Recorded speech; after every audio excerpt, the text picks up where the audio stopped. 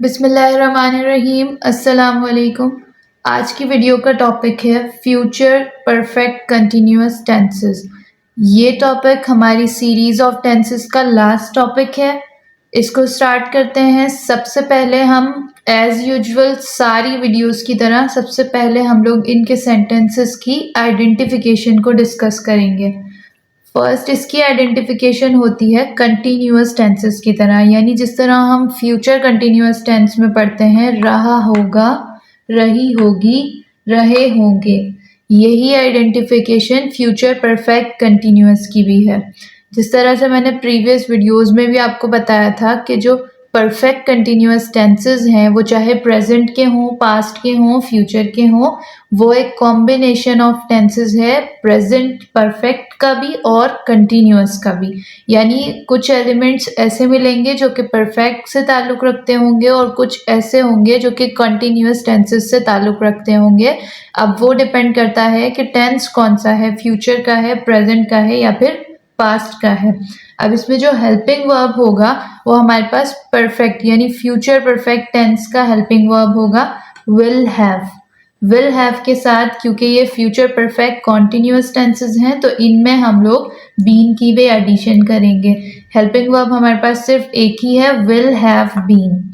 यानी जो भी हमारे पास सब्जेक्ट होगा हमें वो नहीं देखना, हमें सिर्फ और सिर्फ एक ही हेल्पिंग वर्ब को यूज़ करना है। नेक्स्ट पॉइंट है, इसमें भी fourth form of verb use होती है। फिर हम नेक्स्ट पॉइंट देखते हैं सिंगुलर और प्लूरल, यानी कि सब्जेक्ट्स की बात हो रही है। सब्जेक्ट सिंगुलर भी हो सकते हैं, ही शी इट भी हो सकते हैं, सिंगुलर पर्सन के नेम भी हो सकते हैं।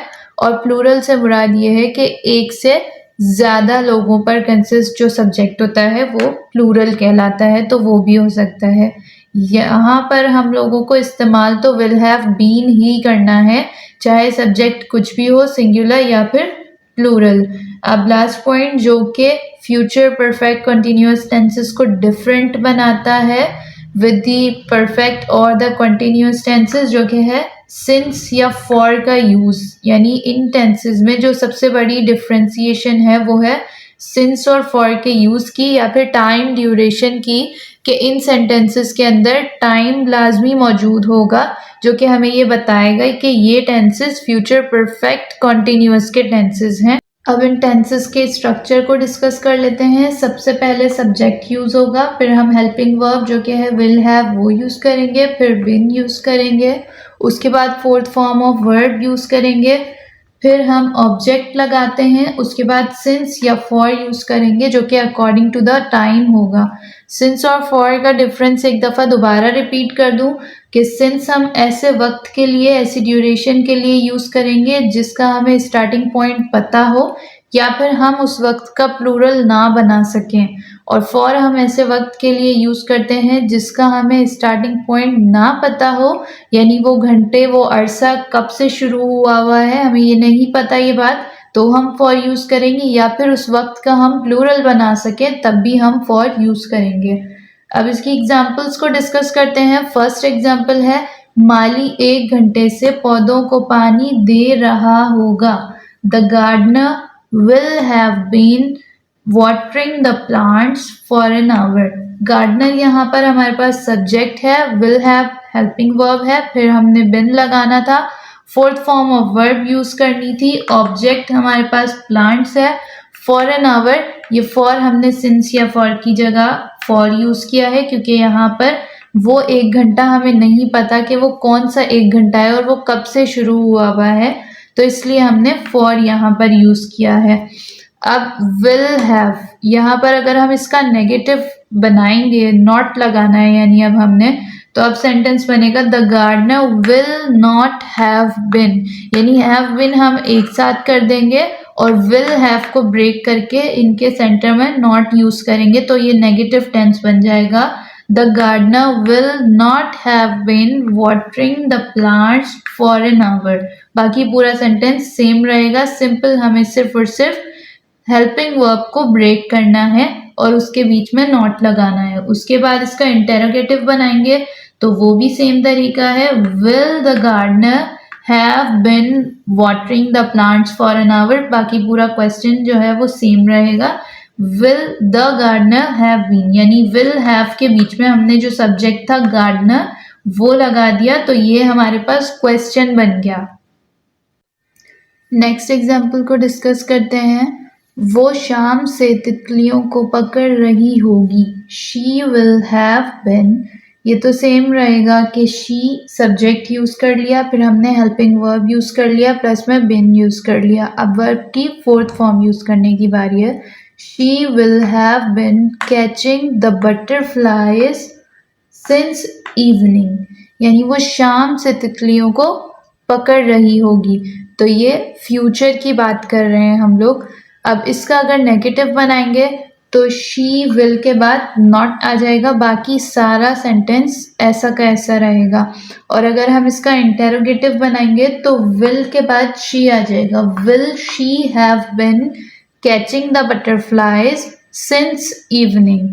अब नेक्स्ट एग्जाम्पल को देखते हैं। वो ये काम 10 महीनों से कर रहे होंगे, they will have been doing this business for 10 months। अब हमें ये 10 महीने नहीं पता कि ये कौन से 10 महीने, इसलिए हमने यहाँ फॉर यूज किया। और मंथ ऐसा वक्त है जिसका हम प्लूरल बना सकते हैं, जैसे कि यहाँ बनाया है मंथ्स, इसलिए भी हमने फॉर यूज किया। अगर अब इसका हम नेगेटिव बनाएंगे तो दे विल के बाद हम नॉट यूज कर लेंगे और बाकी सारा टेंस ऐसा ही रहेगा। और इंटेरोगेटिव बनाना है तो अगेन विल के साथ हम दे यूज करेंगे विल के बाद, और फिर हैव बीन के साथ पूरा सेंटेंस सेम रहेगा, तो फिर इसका इंटेरोगेटिव टेंस बन जाएगा। अब इसकी नेक्स्ट एग्जांपल है हमारे पास। हम जुम्मे से पढ़ाई कर रहे होंगे, we will have been studying since Friday. क्योंकि हमें इस टाइम की स्टार्टिंग पता है इसलिए हमने सिंस यूज कर लिया। कब से? फ्राइडे से। और यहाँ पर बाकी पूरा टेंस हमने वी सब्जेक्ट के तौर पे यूज किया, उसके बाद विल हैव हेल्पिंग वर्ब है, बीन यूज किया, स्टडिंग फोर्थ फॉर्म है, since according to the time of Friday हम लोगों ने टेंस में यूज किया। अब इसको अगर हम नेगेटिव बनाएंगे तो वी विल के बाद नॉट आ जाएगा, विल हैव के बीच में नॉट यूज करेंगे। और अगर इसका इंटेरोगेटिव बनाना होगा तो विल के बाद वी यूज करेंगे और फिर हम हैव बिन यूज करेंगे। अब इसकी हमने एग्जाम्पल्स को डिस्कस कर लिया, लेकिन एक जो मेन पॉइंट है वो ये है कि फ्यूचर परफेक्ट कंटिन्यूअस टेंसेस जो होते हैं वो बहुत कॉमनली यूज नहीं होते, इसलिए हमें इन्हें समझने में थोड़ी सी डिफ़िकल्टी होती है। लेकिन जिस तरह हम लोगों ने प्रीवियस वीडियोस अगर आपने देखी हैं तो हमने एक दफ़ा डिस्कस किया था पास्ट ऑफ द पास्ट को, यानी माजी में हुई चीज़ भी उसका भी माजी होता है, तो वो हम कहते हैं पास्ट ऑफ द पास्ट। इसी तरह से यहाँ पर अगर मैं कहूँ फ्यूचर ऑफ द फ्यूचर तो ये बात गलत नहीं होगी। यानी ये जितने भी सेंटेंसेस हम लोग कह रहे हैं जो अभी हमने डिस्कस किए हैं वो भी अगर आप देखेंगे गौर करेंगे तो उन्हें भी हमने प्रेजेंट के हिसाब से नहीं कहा, अभी से नहीं कहा।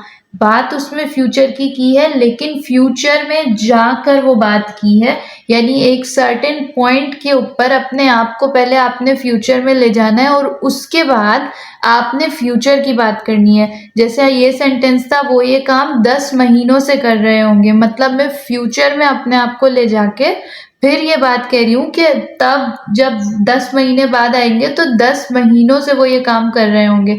यानी पहले मैंने अपने आप को फ्यूचर में कंसिडर किया है, उसके बाद मैंने फ्यूचर का टेंस बोला है।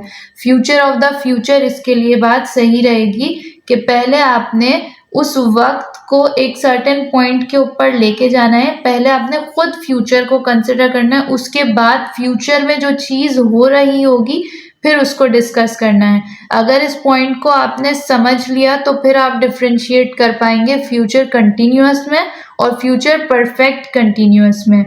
आज का पूरा लेक्चर हमने डिस्कस किया जिसमें हम लोगों ने फ्यूचर परफेक्ट कंटिन्यूअस उसका पूरा फॉर्मूला देखा, सब्जेक्ट को, स्ट्रक्चर को, सेंटेंस को डिस्कस किया, उसके बाद उनकी एग्जाम्पल्स को डिस्कस किया, ये थोड़ा सा डिफ़िकल्ट होगा आप लोगों के लिए, लेकिन ज़्यादा से ज़्यादा इन सेंटेंसेस की प्रैक्टिस करेंगे तो आपको मेरी बात ज़रूर समझ में आ जाएगी कि what I am saying about the future of the future, यानी आपने अपने आप को पहले फ्यूचर में कंसिडर करना है, उसके बाद परफेक्ट कंटिन्यूअस के टेंस की बात करनी है। परफेक्ट कंटिन्यूअस टेंस क्या होता है कि परफेक्ट हम यूज़ करते हैं किसी ऐसे काम के लिए जो कि हो चुका हो, और कंटिन्यूअस जारी रहने वाला, यानी कि फ्यूचर जो वक्त आएगा उसमें बहुत अरसे तक कोई काम होता रहेगा, वो नियर टू कंप्लीट होगा, यानी वो होने ही वाला होगा, और उसमें कंटिन्यूअस का भी एलिमेंट देना है, यानी वो जारी भी रहेगा और होता हुआ आ रहा होगा, लेकिन फ्यूचर है तो